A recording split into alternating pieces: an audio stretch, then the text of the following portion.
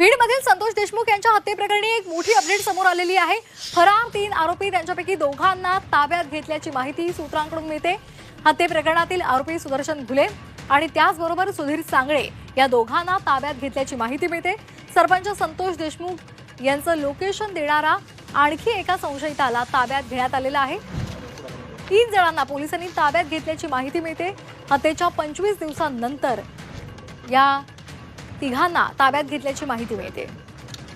या संदर्भात अधिक माहिती घेणार आहोत आमचे प्रतिनिधी विष्णू बुर्गे यांच्याकडून। विष्णू, काय नेमके अपडेट्स आहेत?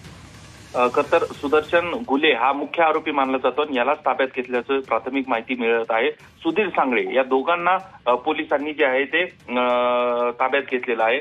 त्याचबरोबर एक संशयित आरोपी ज्या दिवशी संतोष देशमुख यांची हत्या झाली त्या दिवशी ज्या व्यक्तीनं लोकेशन दिलं त्याला देखील पोलिसांनी ताब्यात घेतल्याची माहिती आहे। एकूण आता 3 जणांना आज पोलिसांनी ताब्यात घेतल्याची माहिती आहे। खरं तर बीड जिल्ह्यातील संतोष देशमुख हत्या प्रकरणानंतर सुदर्शन घुले हा मुख्य आरोपी आहे, त्यालाही अटक करा अशी मागणी करण्यात येत होती आणि त्यानुसार आता पोलिसांना मोठं यश मिळाल्याचं पाहायला मिळतंय। स्थानिक पोलिसांनी जे आहे ते त्यांना ताब्यात घेतल्याची माहिती मिळते।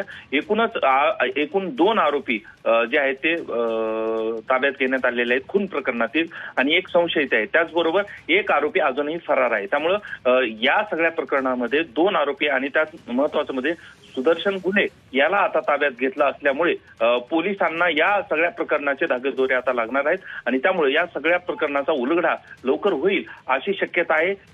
पोलीस आता त्यांना ताब्यात घेतलं असं म्हणत असले तरी या ठिकाणी घेऊन कधी येतात आणि कोर्टासमोर हजर करतात का हे सगळं पाहणं महत्त्वाचं असणार आहे। धन्यवाद आपण दिलेल्या या सविस्तर माहितीसाठी।